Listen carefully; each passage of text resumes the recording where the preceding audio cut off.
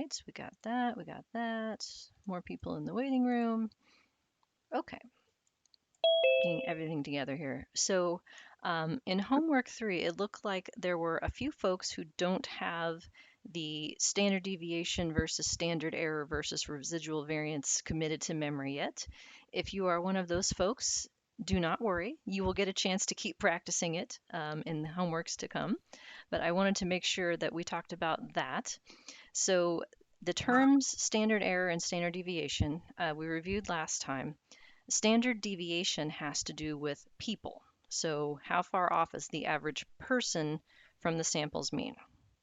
The analog to that in these models is the squared version, which is residual variance. And so residual variance is the squared version of how far off each person is, not from the mean anymore, but the conditional mean that's predicted by the model. So how far off are they from the regression line or from the group means in the example that we've been doing so far? Standard error is related to how this sample would be expected to compare to other hypothetical samples from the same population. So standard error is an unsquared metric, and it is about variability across samples or inconsistency across samples. So for instance, on slide 18 here that I'm looking at in lecture 3, we have the definition of a standard error for a slope. So we have the slope telling us about a relationship between a predictor variable and an outcome variable. The slope is always the change in y, the outcome, for a 1-unit change in x, the predictor. And the standard error tells us how far off on average the slope from any sample would be relative to what the slope is supposed to be in the population. So if we redid this study over and over again, how much wiggliness across samples would there be in this slope? And the standard error becomes the denominator of the test as to whether or not that slope is significantly different than 0. So if you were to take the standard error and square it, by the way, that is called the sampling variance, just as an FYI. So that is a thing that you may come across in other areas of statistics. So let me pause right there and ask if there's questions on standard errors for slopes.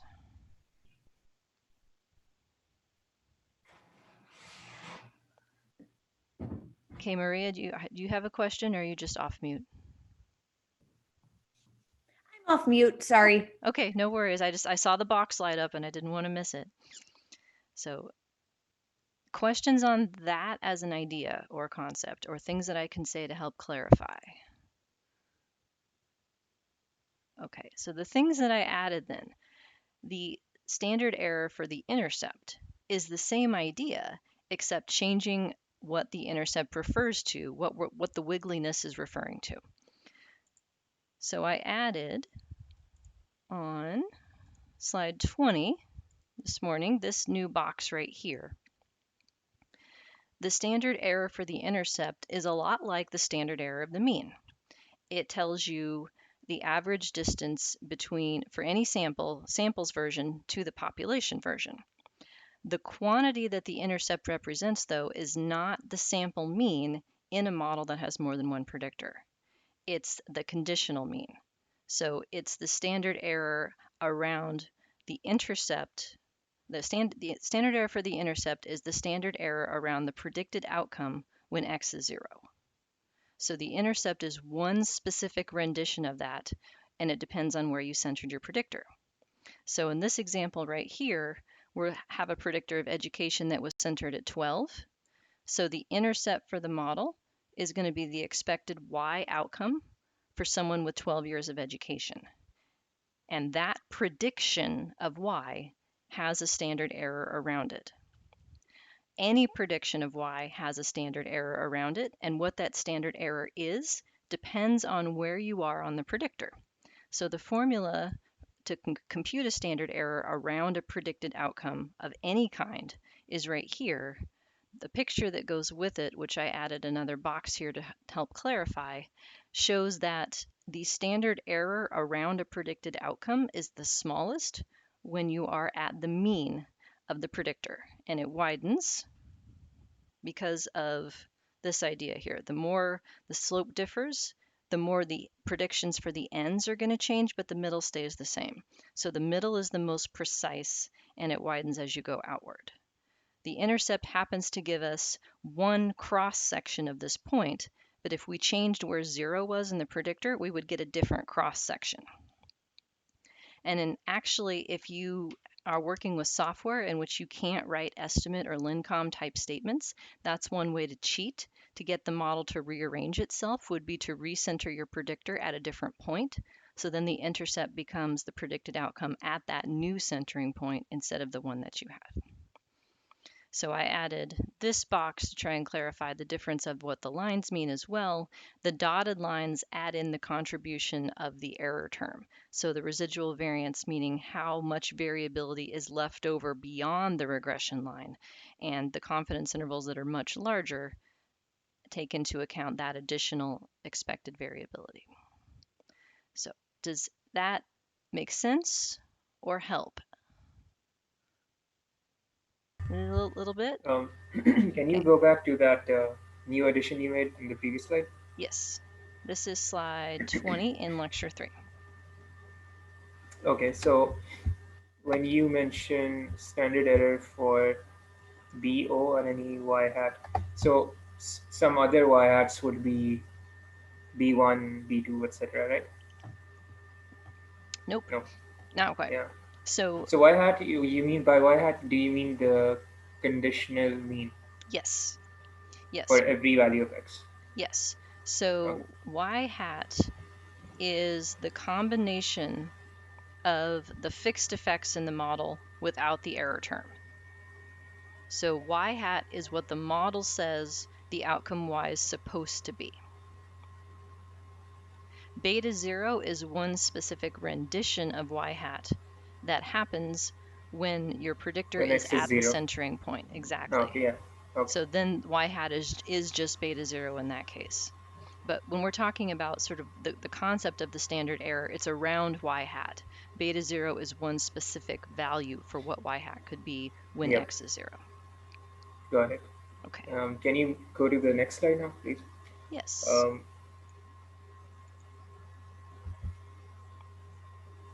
yeah. So over here for the shaded blue region, that would be the standard. I just read the email yesterday. I talked to you about this, but it's confused again. Um, so the blue region is the standard error for the predicted conditional means for every x, right? Yes, the shading is the results of the standard error. So the formula that created that shaded area is two standard errors around the line, where 2 Okay. is abbreviated here more correctly by the critical value for t, which depends on sample size, but it's 2-ish.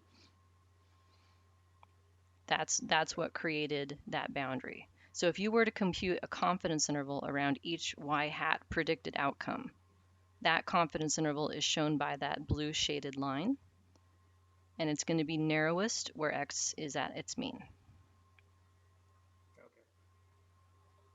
Got it.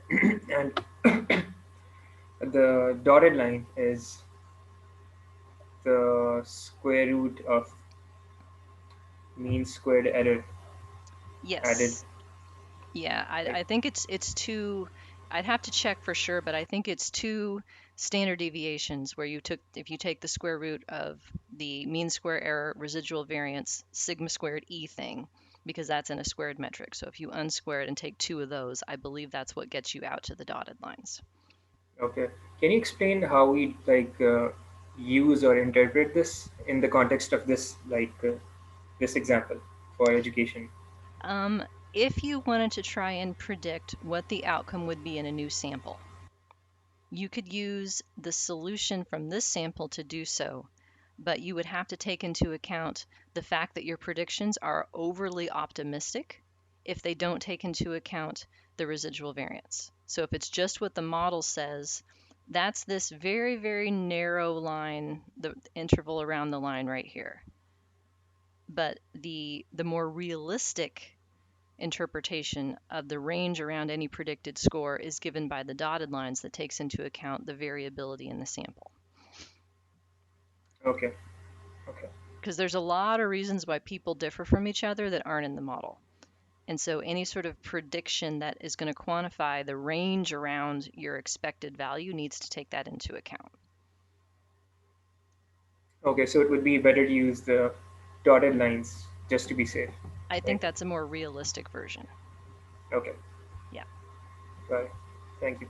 Okay. Are results available for the homework question? Yes, you should be able to log in and see what you got correct and what you got incorrect. I uploaded grades this morning, and so where you currently stand is available when you log into the portal. On the first page, it gives you the points possible and the points that you should have earned. And if you see anything that looks incorrect or that you're missing something, please let me know. Okay. Other questions about stuff that we've been talking about or homework? Okay, one other thing that I wanted to point out in terms of why changes in the residual variance are linked to intercepts versus slopes. Let me go back. Actually, let me go to lecture 4 because I know I have that at the very front. Let me find that one. So I'm just transitioning here to lecture 4, which is the one that we've been working on. And come here. You can do it. I lost my mouse. There he is. Okay, and now I have the happy hourglass as we wait. Okay, this is what I wanted. So if we look at the difference between an empty model and a model that has a predictor in it, beta 0 is in both of them. Okay, do you all see that? Beta 0 is always there. Beta 0 is the fixed intercept. The role of the fixed intercept is to simply adjust for mean differences between your predictors and your outcome. In an empty model where there's no predictors, beta 0 functions to allow your outcome to have some kind of mean that's not 0.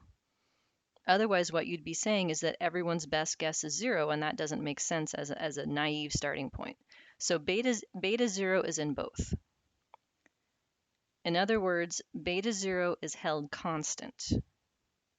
So any change in the residual variance between models, any change in the variability of these E residual terms in the empty model relative to the E residual terms in a model with a predictor has to be because of what's been added between the two.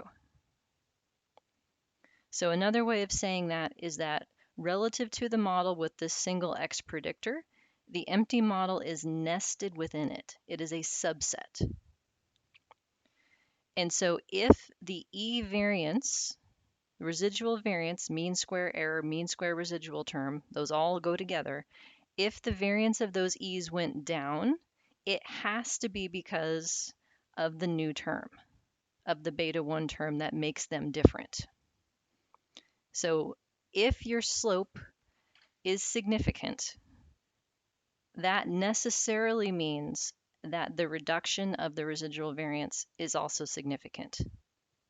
They're tied together, they're one and the same. That's the only way it could have happened if there's one fixed slope in the model.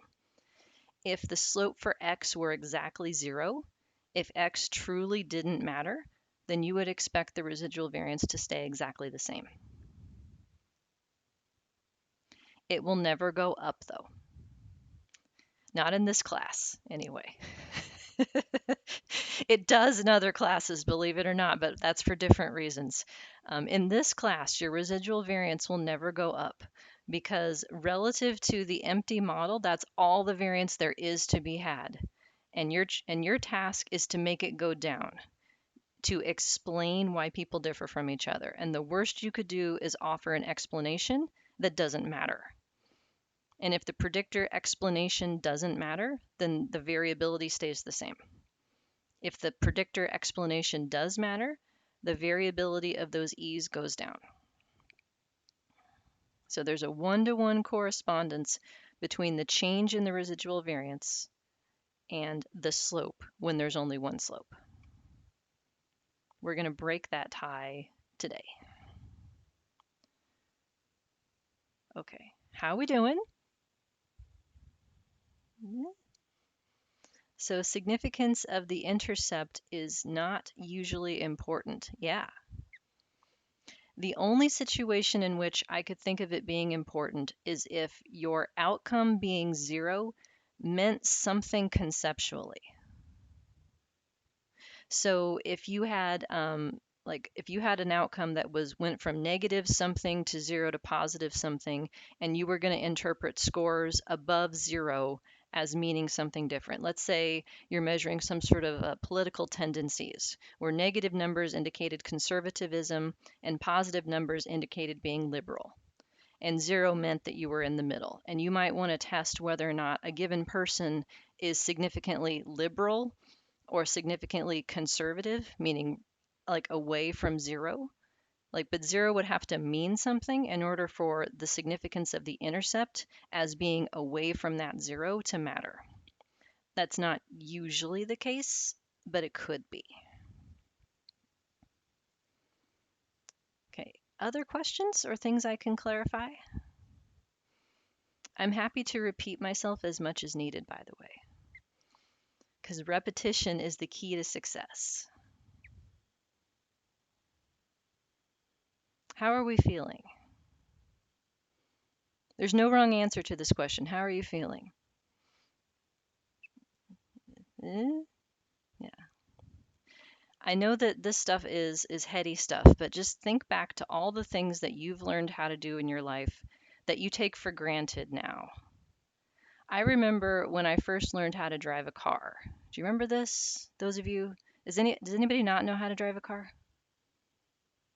Yeah, in some places you don't need a car, so it's entirely possible that you would have never learned that. But I remember when I turned 16 and I got my license and we went to the insurance office and my mom let me drive her car. I was going to play practice in the evening and I was so excited to get to drive the car by myself. And at the time I lived in a very small town. It was York, Nebraska, a town of 8,000 people. So there's not a lot of traffic, is what I'm saying. So I'm driving down a residential street, 10 and 2, which is what it used to be. Apparently now it's 9 and 3 because of airbags, but 10 and 2 back in the day. And I didn't have the radio on. Like, I'm just like, okay, I'm locked in. And someone drove by me that I knew and waved to me. And I remember thinking, how could I possibly have enough concentration to not go off the road and wave at the same time, right? Like being able to like make sure the brake and the gas was working and I didn't steer myself into a ditch and like all these things, like it was like it took every ounce of concentration that I had. And nowadays, it's like what, right? We're talking on the phone, singing along with the radio, putting on makeup, having breakfast, and driving to work, right? And it's all fine. Once upon a time, all of those skills were hard because they were new and they were not practiced. But as you get practice with it, it becomes automatic and you don't have to think about it. It will get better, I promise you, if you stick with it. Katie says, I've driven through York many times on the way to Colorado. Yes, it's right off of Interstate 80. I've met a lot of people who have said that. Yeah, I ate lunch in York once on my way to someplace. Yes, that is what York was for. Yes, indeed, my Nebraska roots, or roots, as it were. But it will get better. If there's anything that I can do to help review or help eliminate sources of confusion. If you have ideas for things that we can do as a group, I know a lot of you, if not all of you, have teaching experience. If you have ideas for me onto how I can make this better, please let me know. I'm very open to suggestions. Are the PowerPoints available? Yes, I just put up the new version of Lecture 3 with those 2 additional blocks of text. So you can either re-download or add those to the versions that you have. Waving on a new motorcycle driver is even scarier. Oh my goodness. Yeah, like you literally could go off the road, right? I've never been on a motorcycle as a driver. I once rode as a tiny child and I was terrified, and no one that I care about will ever be allowed to ride a motorcycle. Let's just put it that way. That's just not happening. So, anywho, practice makes perfect. That's the too long didn't read version of my story. So, we're going to do some more practice. The context that we've been talking about is the idea of adding multiple groups. So a predictor that has more than two categories. That's what we've been talking about, right? Remember that? We have a three group example that we've been working through where there is respondents' ratings as to their financial class, whether they rated themselves as lower, middle, or upper, as an example. There is a question about how you would extend what we're talking about to four groups in your next quiz. Quiz question. I would recommend consulting this slide right here. This is slide 4 out of lecture 4. Um, the question is asking you if you have four groups, for example, how many slopes do you need? And the answer is always C minus 1, because if you have four groups, there's four means. You have an intercept, and you're going to need three slopes. So in this example that we're working through, if we have three groups, that's what C stands for, number of categories. We always have an intercept, and then we need two other slopes to distinguish the second and third groups. If we have four groups, then we need three slopes. And the number of what's known as pairwise mean differences, meaning between each pair of two distinct groups. There's a formula for it.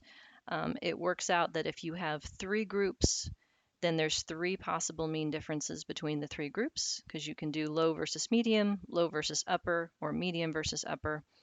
If you add a fourth group, then it works out that there's six, because you can have 1 versus 2, 1 versus 3, 1 versus 4, 2 versus 3, 2 versus 4, and 3 versus 4.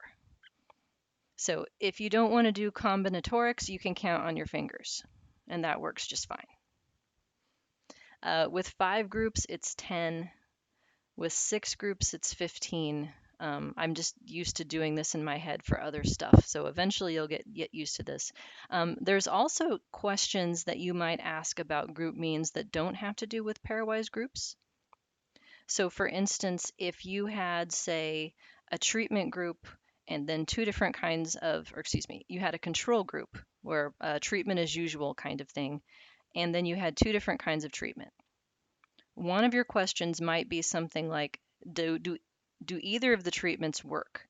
Like if you wanted to consider them as a set and average the two of them relative to control, you could ask that question too.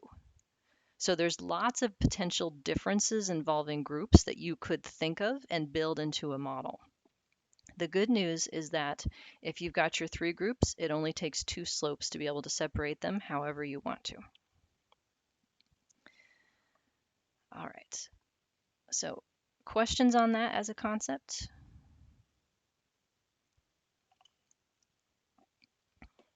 Okay, so then we went through the coding of these things. So just to remind you, in the coding scheme that I'm showing you, this is what's known as dummy coding or reference coding. You decide which group that you want to be the reference, and you make them the reference by coding their predictors as 0 for both. So for instance, in this example with my three groups, I'm creating a predictor that's for low versus medium and another predictor that's low versus upper, and I am designating low as the reference by setting their values to 0. The group for which I want the difference gets a 1, and everything else is zeroed out. And you'll get a chance to practice this in homework 4. And so then we went through the results, and it works out that the model gives you directly the mean for the low group as the intercept. It indirectly gives you, using the model parameters, the mean for the middle group and the mean for the upper group. So if you fill in the patterns of zeros and ones that you use to create these variables, you can get what the model says the predicted outcome should be. 2 of the 3 differences are given directly as model parameters. So beta 1 captures low to medium. Beta 2 captures low to upper. And I'm saying it that way on purpose, by the way. This was another point of confusion in the homework. The slope for the difference tells you how far away from the reference group the alternative group is. So low is the reference. So relative to that you are here sign, beta 1 tells me how far off middle is from low. So if middle is higher, then beta 1 is positive.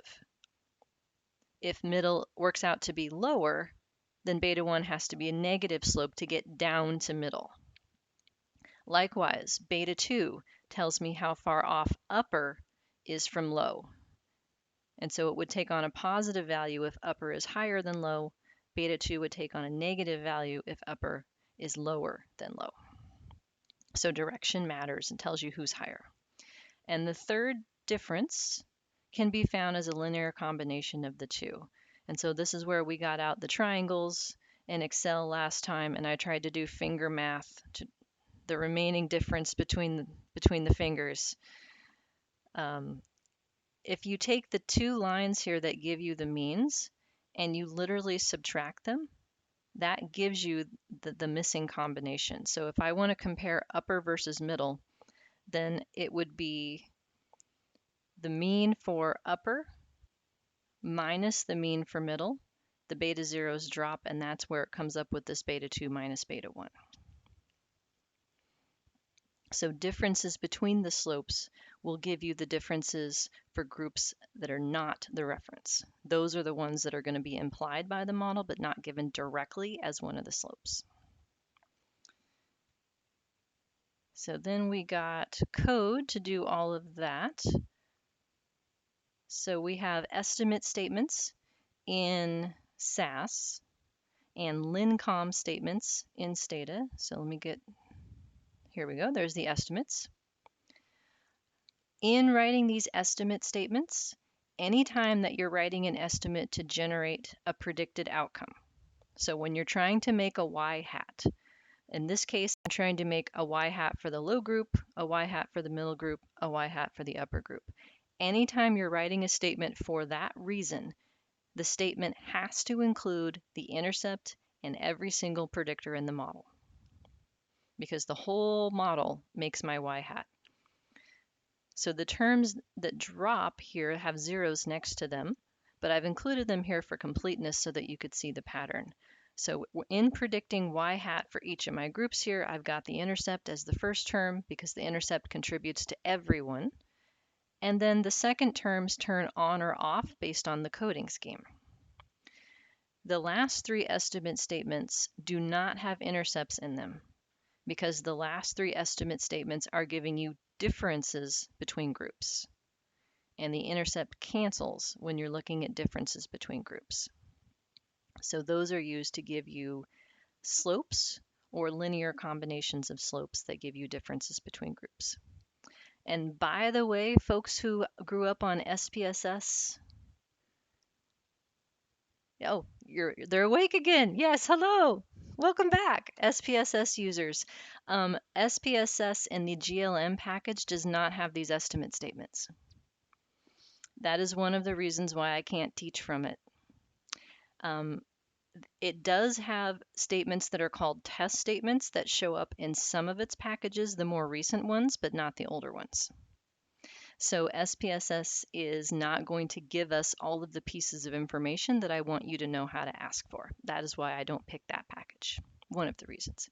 It doesn't allow as much room to grow. SAS has these estimate statements or something like them in every single proc. And likewise in Stata, these lincom statements are available after any kind of procedure as well. So there's a lot more flexibility in what you can ask the model to give you. So then we had results. We're looking at the model parameters. So empty model is up at the top. The empty model just has the intercept in it. It's our jumping off reference point where we would predict the mean as our best guess for y hat for every single case. If we do that, everybody's predicted outcome variable is supposed to be 17. The residual variance, the sigma square E, the variance across people of these E's, that works out to be 190. So that number is as much variance as we're going to have. That's all the differences between people and the money that they make, which is the context of this example. So then the question is, did we reduce that residual variance? Did we explain some of the reasons why some people make more money than others with this grouping variable? So the new intercept went from 17 to 13. That's because the intercept means something different now. It's the expected y hat predicted outcome when the predictors are 0 specifically.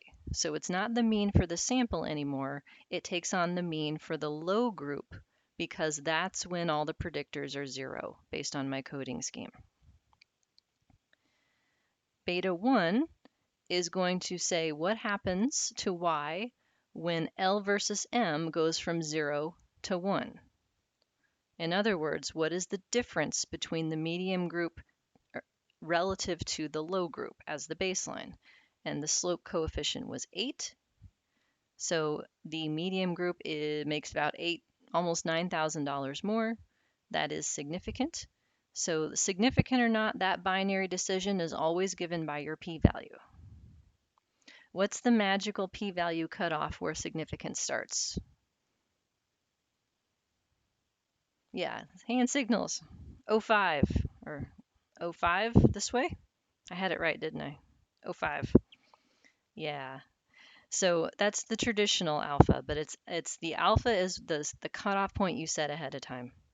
So if p is less than your alpha level, which in your assignments I always tell you to use 0.05, then what you're looking at is significant. So putting this together, I know that this slope 8.8 is a positive number. I know that because the direction, and I know that it is significantly positive because it's paired with this p-value of less than 0.001. Same thing with the beta 2 slope. It is also significantly positive. The upper group makes more money by about $11,000 than the low group. And our residual variance went down from 190 to 171. So here's a question for you.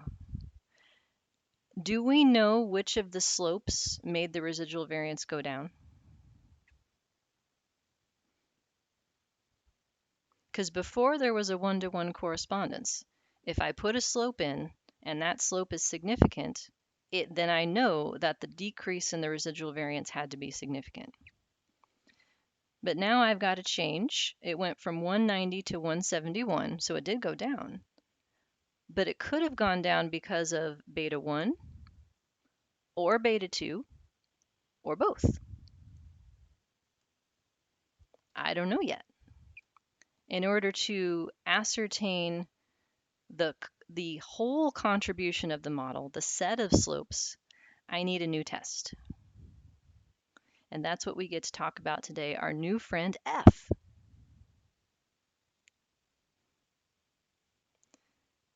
So this is where new material starts on slide 10 to talk about this idea. So before we dive into that, any questions? Things I can clarify. All right. Aren't all the variables related because all of them had a p-value less than r alpha?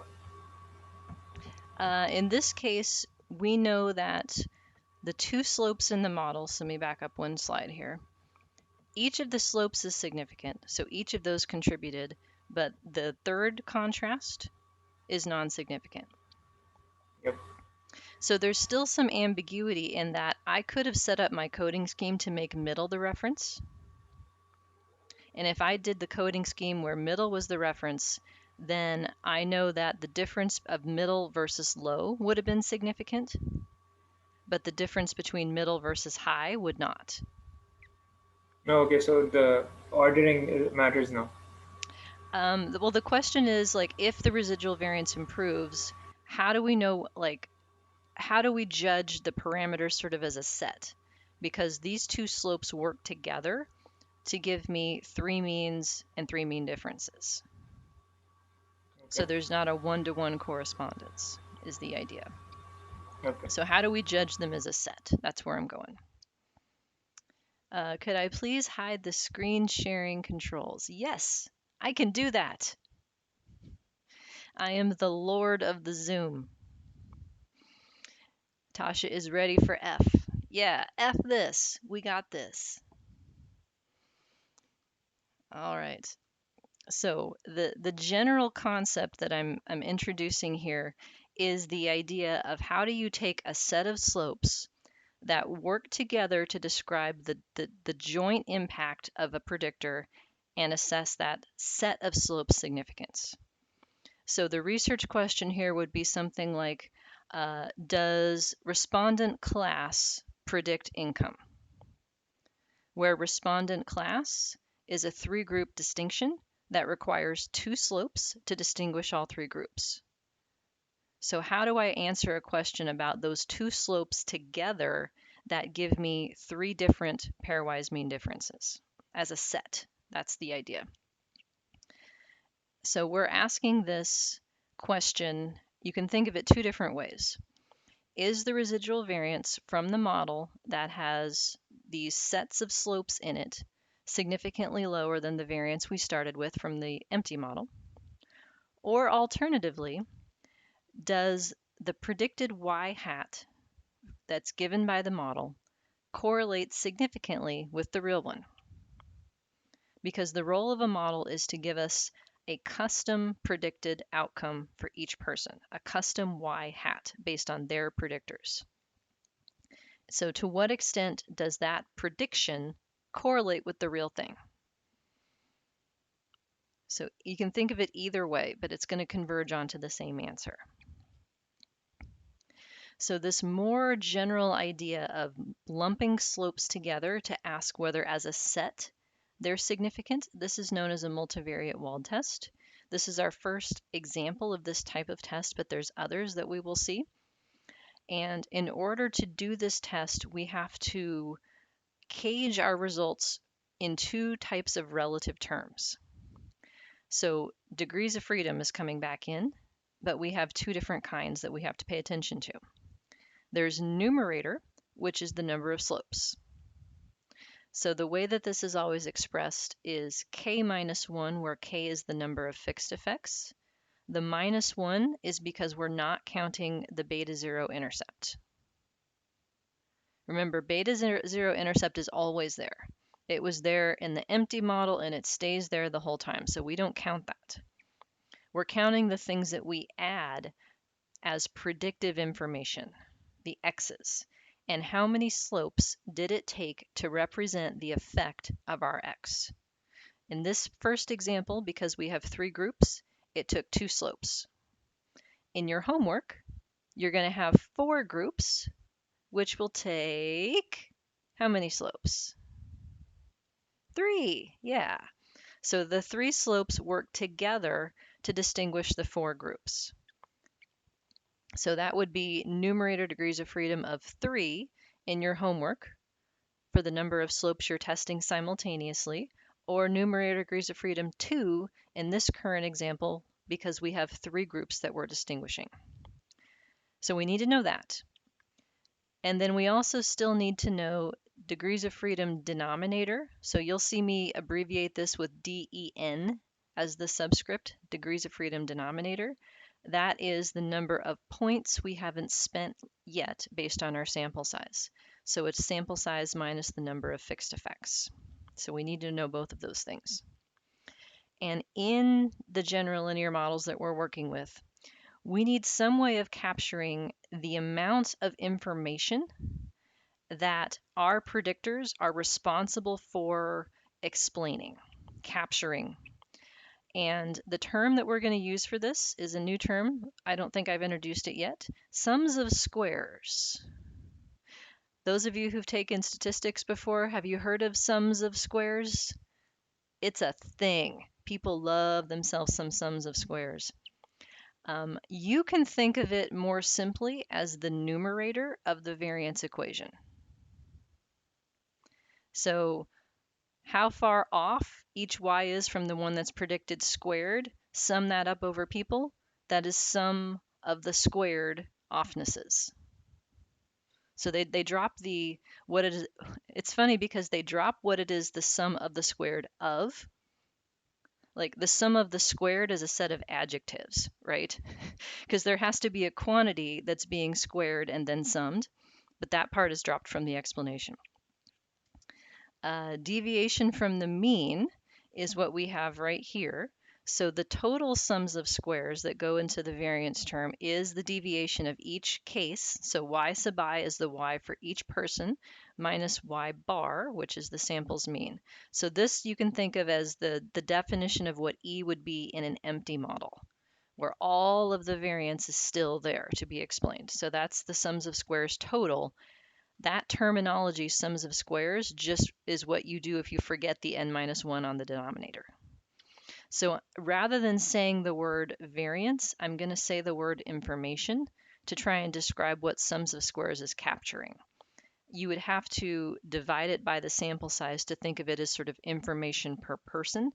But information works because we're going to have different denominators than just people. So where we're headed here is trying to be able to understand the rest of the output from the GLM that I have skipped over up to this point, because we haven't needed it when there was only one predictor in the model. So one of the other sums of squares that you will see is what is being captured by the model. And so model sums of squares is defined like this, where rather than putting each individual outcome, it's the one that's predicted by the model, and it's relative to the sample mean. So if we think about this, if I start with a naive guess for each person and I say, you get the mean, everybody gets the mean, you don't get to have a different outcome that's predicted for you. And I'm like, no, wait a minute. I want to give you a different outcome predicted based on your response to this predictor question. Do you think you're low, middle, or upper class? And you get a different predicted outcome. What this is trying to quantify is how different the predicted outcomes have become because of the predictors you've introduced in the model. So if you think about introducing, say, a 3-group variable in the model that doesn't matter at all, like if which group you're in doesn't matter at all, then the y hat is basically the same as the sample mean because all the groups would have the same mean. So this quantity of sort of information gained by adding the predictor would be 0. So this idea is sort of by how much did you refine your prediction of what each person's y should be? How much variability have you introduced in the y hats relative to the naive best guess as the sample mean? That's model sums of squares. But we don't just want to know how much variability you've introduced into the predicted outcomes. We want to know how efficient you did so. So what we need to know is how many slopes it took to be able to get this amount of predictive variability. And so we take this sums of squares model and we divide by the number of slopes. So k minus 1, because k is the number of fixed effects including the intercept, and the minus 1 means that we drop the intercept. So how much information did you capture, did you introduce around the sample mean? Basically, how different are the predicted means now relative to how many slopes it took to get that? How much information has been captured per point spent? So can I give you a real world analogy? So my mom and I don't have a lot in common, but what we do share is a love of Kohl's. So like right now, I am dressed head to toe Kohl's, tech gear, their off-brand athleisure wear, and invariably I am at the Kohl's parking lot at least once a week getting something because they keep sending me these $5 coupons or the Kohl's cash, and I can't leave money on the table, right? So I will go through the website, the clearance racks, and find something that costs $5 or is close to $5. I game the system in terms of only buying like $50 worth of stuff so I can only get that much Kohl's cash, and then I'm back the following week spending my Kohl's cash, and it's a whole thing. But my mom, when she describes her shopping, describes it using this kind of terminology. She says, guess what I got? And she'll go through this list. I got this shirt and I got these pants and I got your dad some new socks. Guess what I spent?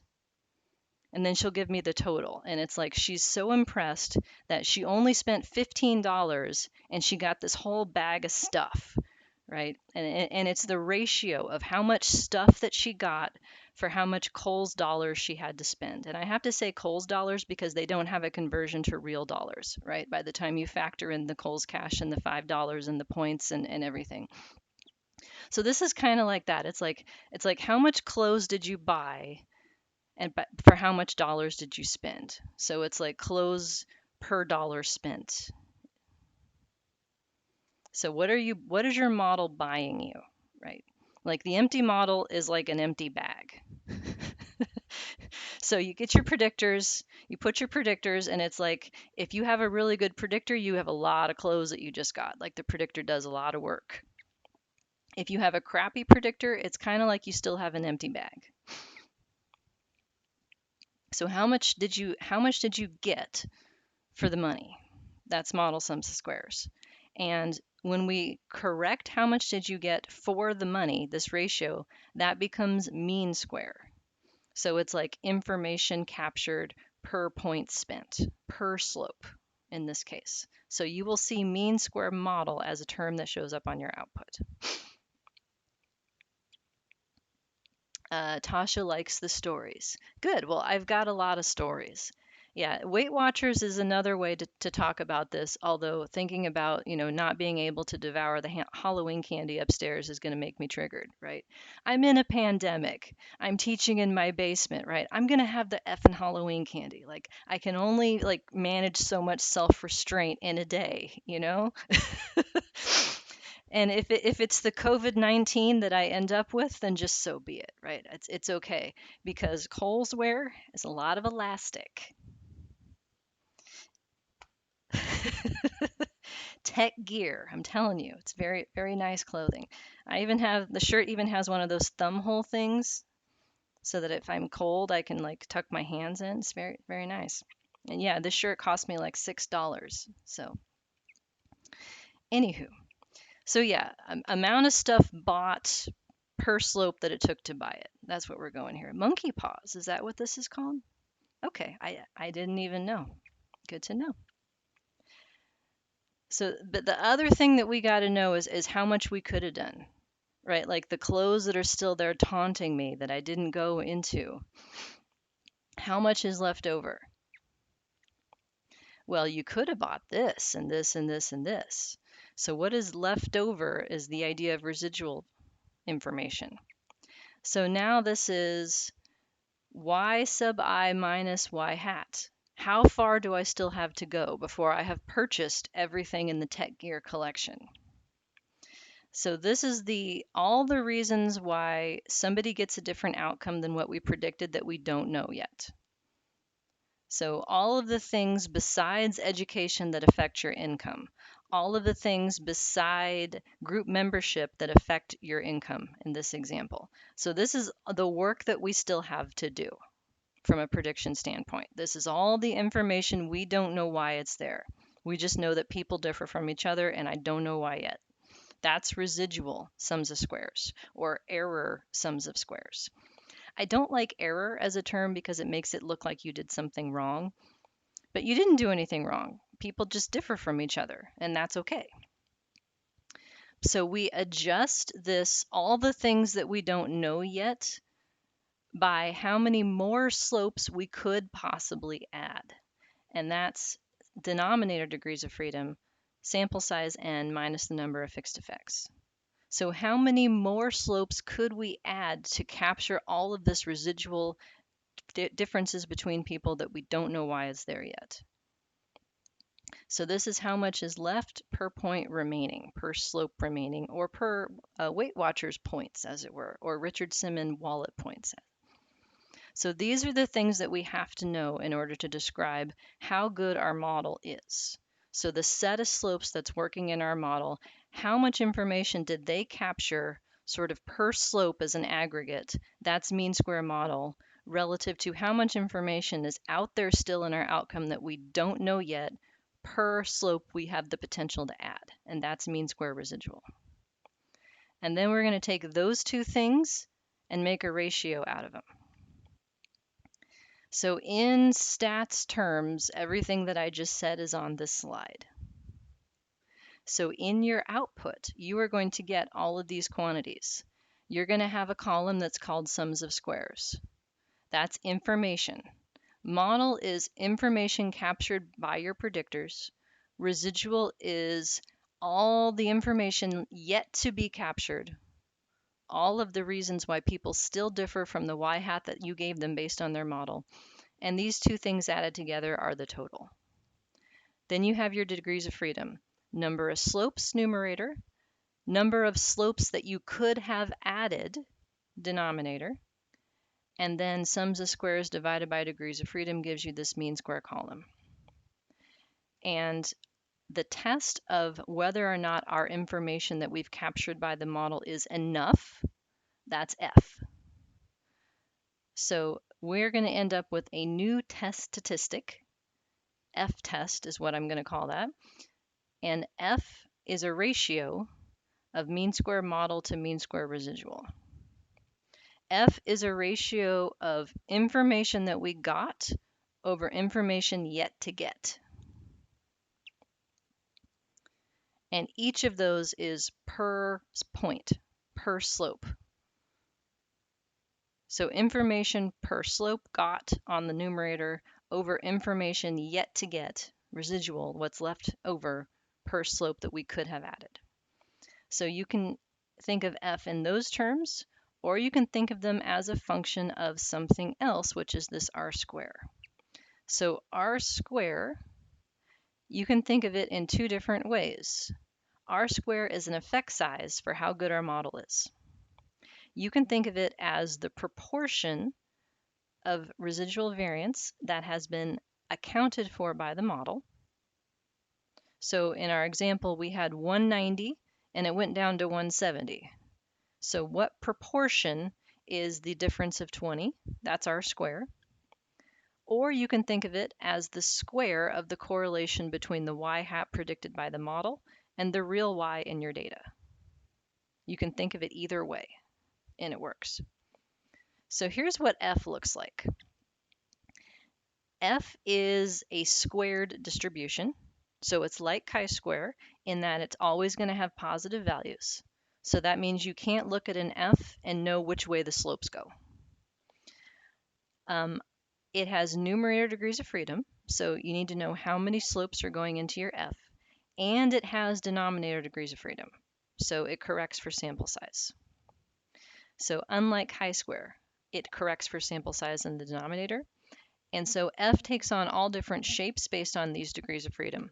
So this is yet another thing that your software will figure out what the appropriate F critical value is based on your degrees of freedom and give you the exact p-value that corresponds to the F that you got. So if we put, no, let me skip this slide for just a second and go to the results. Yeah, I'm changing my mind on my order. I'm skipping ahead to slide 17 so I can get to the numbers. So in our current example, we have two slopes. It takes two slopes to distinguish our three groups. The question is, does group matter? Does adding these two slopes that capture differences between groups, does that help predict income? The results of the model tell us that the R square is 0.103. So R square you can think of as the proportion of variance accounted for.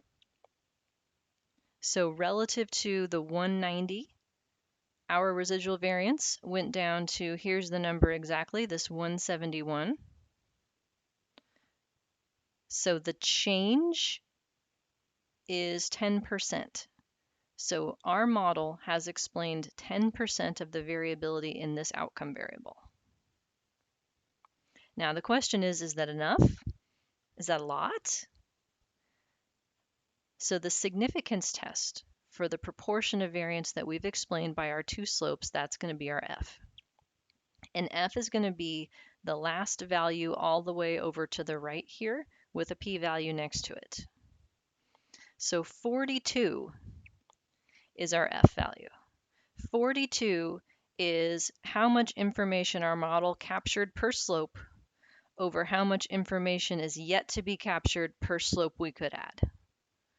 F is a ratio of what we know to what we don't.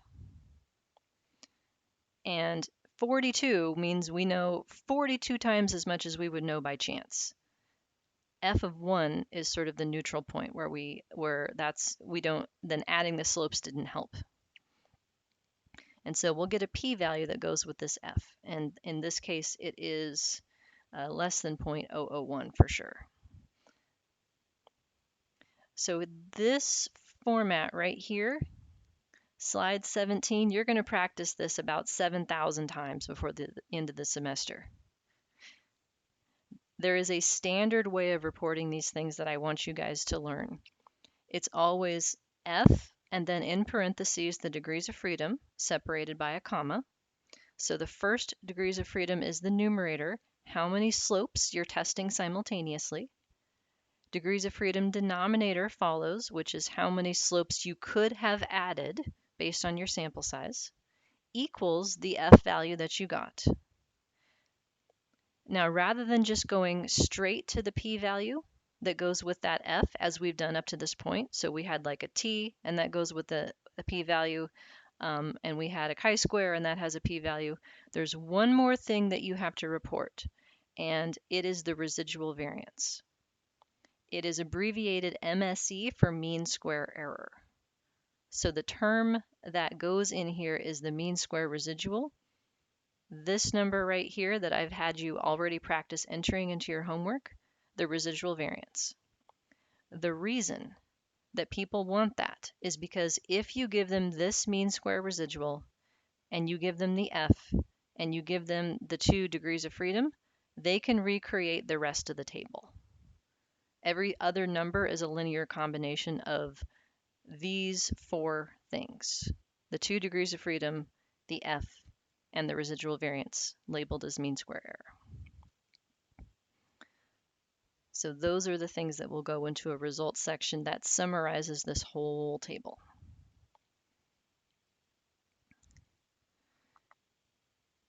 Okay, how we doing?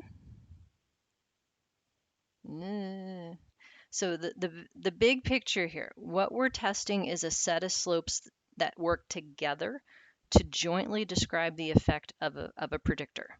That's the idea. And a way to test more than one slope simultaneously is through F. That's what F is for. It is a significance test of whether or not this R square is greater than 0. So R square is the proportion reduction in the residual variance after adding your slopes. You can also think of it as if you take the model's predicted outcome, y hat, and correlate it with the real one, that's R, and you square that correlation, that's R square. So you can think of it either way. It works out to be the same thing. So let me go back over what I skipped then. So you've seen this slide before, but I wanted to return to it because now we've rounded out all the letters. So all of the different tests that you've learned are going to have one of these 4 letters involved. We started with Z. Z is for testing one slope without denominator degrees of freedom, without regard to sample size. Most of the time we don't want to disregard sample size, and that's why Z went away. T is what replaced it, right? Remember beer? The guy who worked for Guinness and figured out that Z didn't work for small samples, and so he invented T. T is for testing one slope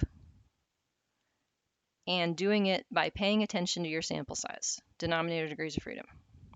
So what we've just done is generalize T into F. If you only have one slope to be tested, T squared is F.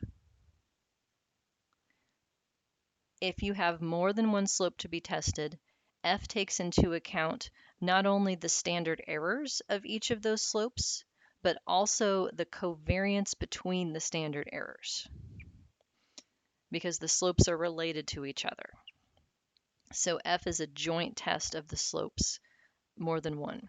If you only have one, it's the same thing as t squared. And the other one that we saw very briefly is chi-square, which is z squared if you only have one degree of freedom in the numerator. So everything that you're going to get in terms of a hypothesis test is going to be one of these four letters. Most of the time, it will be T and F. T is for testing one thing, F is for testing more than one thing simultaneously. And so given the p-value that goes with each of these things, then we have our familiar language. If the test statistic exceeds the critical value, then you end up with a significant result. The idea is that you would not be likely to find what you found if the null hypothesis is true. So that's where it's different than zero, sufficiently unexpected. If the test statistic doesn't exceed the critical value, then you end up in the non-significant p greater than 0.05 would be found likely to happen given normal sampling variance. And so this sort of logic and language goes with all of these. So now we have T for testing single slopes, and we're adding F to the collection for testing more than one slope at the same time. Okay, questions or any of that you want to hear again?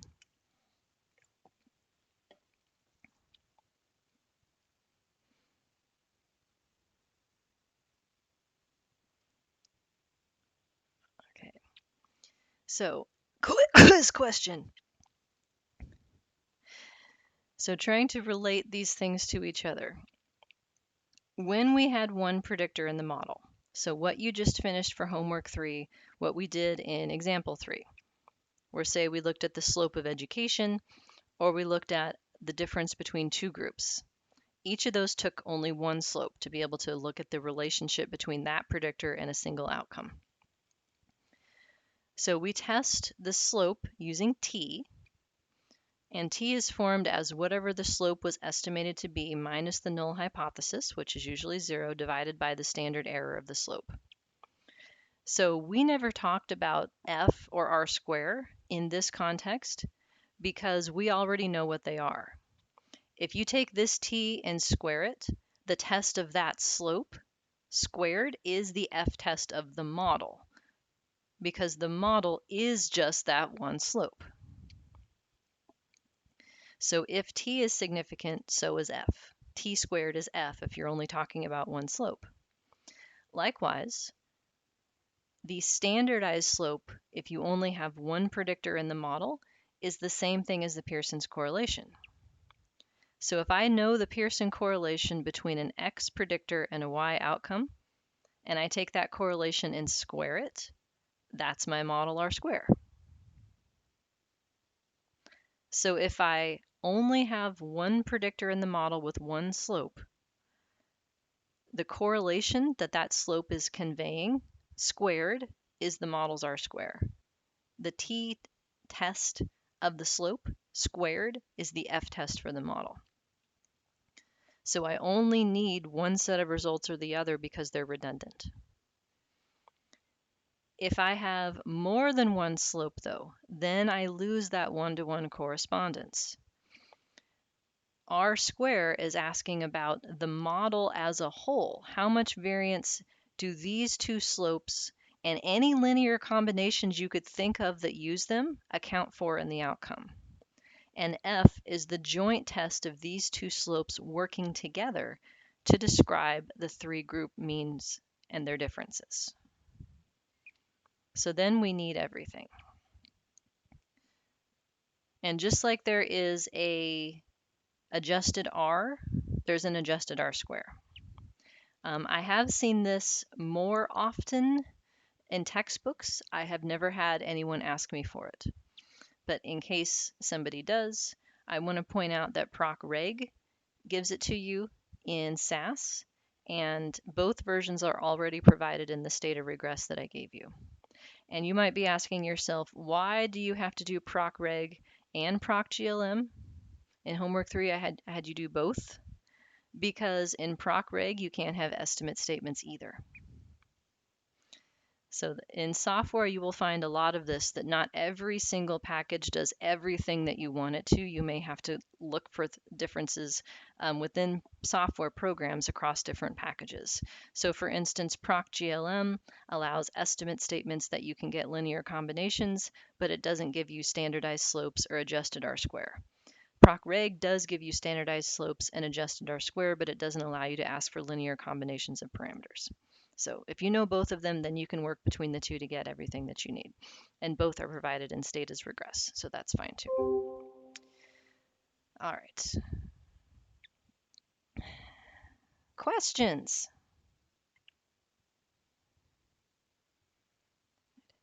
So effect size, power analysis. Let me back up and ask you a question. What's statistical power?